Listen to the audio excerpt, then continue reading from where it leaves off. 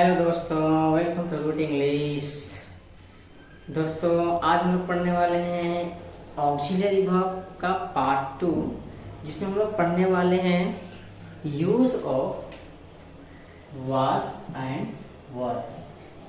इन दोनों का यूज हम लोग पढ़ने वाले हैं। ऑक्सिलरी वर्ब वाला फर्स्ट वाला वीडियो में हम लोगों ने इज-एम-आर का यूज पढ़ा था, और आज हम लोग पढ़ने वाले हैं यूज ऑफ वाज एंड वर। तो आइए शुरू करते हैं। तो जैसा कि आप देख पा रहे होंगे, मैंने सेंटेंस पहले से ही लिख रखा है। सबसे पहले वाज और वर का यूज हम लोग सिंपल पास्ट टेंस में करते हैं। Simple past tense. Simple past tense का दो स्ट्रक्चर होता है। तो जो पहला वाला होता है ना, जो सब्जेक्ट का स्टेट ऑफ बीइंग पास्ट में, सब्जेक्ट का स्थिति पास्ट में क्या था, सब्जेक्ट का रिलेशन पास्ट में क्या था, वो बताने के लिए हम लोग यूज करते हैं। जैसे स्ट्रक्चर पहले देख लीजिएगा। स्ट्रक्चर क्या है हमारा? स्ट्रक्चर है, आप पहले से जानते होंगे, सब्जेक्ट प्लस वाज या वर प्लस कंप्लीमेंट।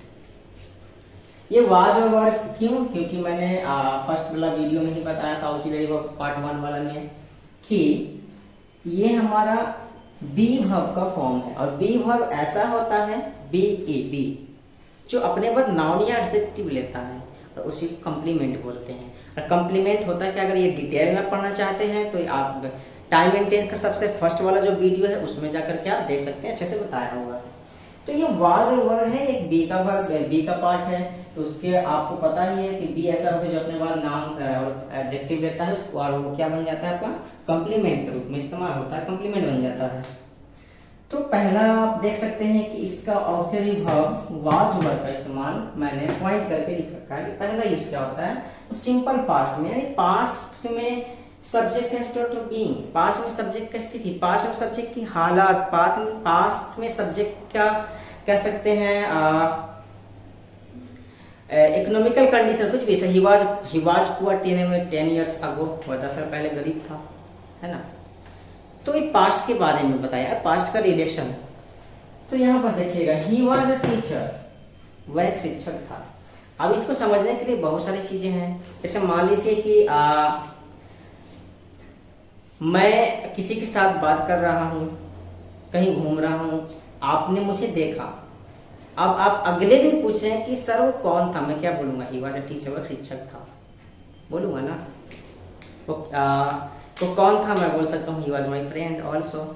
और ये भी हो सकता है कि मान लीजिए कि अब टीचर तो थे, अब रिटायरमेंट हो गया है, तो टीचर थे, अब तो रहे नहीं, तो रिटायर हो गए हैं। शिक्षक थे, वो बोलते हैं ना, वो सरकारी, मतलब बोलते हैं ना, उनका गवर्नमेंट जॉब था, वो सरकारी टीचर थे, अब उनका रिटायरमेंट हो गया है। तो वैसे he was a teacher, you were my classmate. अब देखिए, हम लोग साथ में पढ़ रहे हैं, अब एक दिन ऐसा आएगा कि फिर हम लोग की पढ़ाई जहाँ भी पढ़ रहे हैं वहाँ तो एंड हो जाता है, मैं कहीं और, आप कहीं और फिर कभी मिले तो हम लोग क्या बोलते हैं कि अरे हम लोग क्लासमेट थे, याद करो पुराने दिनों को, है ना, रिमेम्बर ओल्ड डेज। तो यहाँ पर वही बातें हो रही है, यू वर माई क्लासमेट, तुम मेरे क्लासमेट थे। आई होप समझ में आया होगा, इसमें कुछ ज्यादा रॉकेट साइंस नहीं है ना, बहुत सा सिंपल सा है, क्योंकि ये तो हम लोग ऑलरेडी पढ़ के हैं टाइम एंड टेंस में। नेक्स्ट यूज इसका क्या है? तो नेक्स्ट यूज देखिएगा दोस्तों, इसका नेक्स्ट यूज है हमारा जो पास्ट टाइम में, है ना, कंटिन्यूटी कोई चीजें शो करानी हो, कंटिन्यूटी, तो हम लोग वाज वर का इस्तेमाल करके उसके बाद प्रेजेंट पार्टिसिपल यानी बिफोर को मेंशन कर देते हैं इन वाला फॉर्म पे। जैसे मान लीजिए अभी मैं पढ़ा रहा हूँ, कुछ देर बाद मैं क्या बोलूंगा? मैं पढ़ा रहा था। अभी तो मैं पढ़ा रहा हूँ, कुछ देर बाद क्या हो जाएगा? मैं पढ़ा रहा था। आप पढ़ रहे हैं, अभी कुछ देर बाद क्या हो जाएगा? आप पढ़ रहे थे। वही बात है, I was reading a novel, मैं एक नॉवेल पढ़ रहा था, कुछ देर पहले की बात है ना। He was sleeping during class, कह रहा है भाई क्लास के दौरान वो सो रहा था। पास्ट की एक्टिविटी है जो कंटिन्यूटी में था। तो ये बहुत आसान है, बहुत इजी है। और ये जो वेरी वेरी इंपॉर्टेंट है वो इधर है, यहाँ देखिएगा। इसका थर्ड यूज जो है ना वाज और वर का, मैं सामने से हट जा रहा हूँ बोर्ड पर से ताकि आप स्क्रीनशॉट ले सकें। अगर कोई कंफ्यूजन हो तो आप कमेंट बॉक्स में पूछ भी सकते हैं, उसको आप क्लैरिफाई कर दिया जाएगा। तो यहाँ पर सब देखिएगा, active to passive of simple past tense. Simple past tense में कोई भी आपका सेंटेंस अगर सिंपल पास्ट का है, वो एक्टिव में है, उसको पैसिव में यूज करने के लिए हम वाज वर्ड का यूज करते हैं, वाज वर्ड का इस्तेमाल करते हैं। जैसे कि स्ट्रक्चर यहाँ मेंशन है, active subject plus V2 plus object. मैं सब जगह रेस्ट वर्ड लिखता हूँ, यहाँ ऑब्जेक्ट की मैंने इससे पहले वाले ऑक्सिलरी को पार्ट 1 में मैंने मेंशन कर रखा है, देख लीजिएगा। Subject plus V2 plus object, जैसे कि मैं एक सेंटेंस भी लिख रखा हूँ, ही प्लेड क्रिकेट, वो क्रिकेट खेला था, है ना, वो क्रिकेट खेला था। ये तो एक्टिव का स्ट्रक्चर हुआ। ये पैसिव का स्ट्रक्चर क्या हो जाएगा, सब्जेक्ट, जो कि एक्टिव का क्या होता है, ऑब्जेक्ट। आई होप आप समझ रहे होंगे। उसके जस्ट बाद ही आपको मेंशन करना है वाज या वर अकॉर्डिंगली, है ना। सब्जेक्ट अगर सिंगुलर आएगा, वाज प्लूरल बन रहा है तो वर। उसके बाद आपको ये जो V2 है ना, ये आपका क्या बन जाएगा, पास्ट पार्टिसिपल, यानी V3 में चेंज हो जाएगा।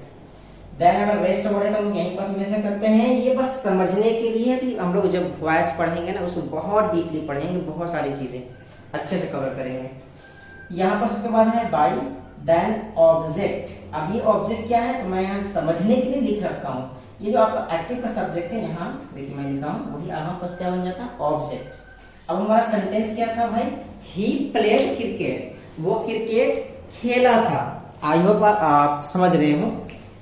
अब ये पैसिव में क्या बन गया भाई, cricket was played by him, वो क्रिकेट खेला था। अब यहाँ क्या हो रहा है, क्रिकेट उसके द्वारा खेला गया था, ये हो गया। आई होप वीडियो समझ में आया होगा। अगर समझ में आया है तो प्लीज सब्सक्राइब करना ना भूलें अगर चैनल पे नए हैं तो, और शेयर करना ना भूलें। मिलते हैं नेक्स्ट वीडियो में, तब तक के लिए बाय बाय।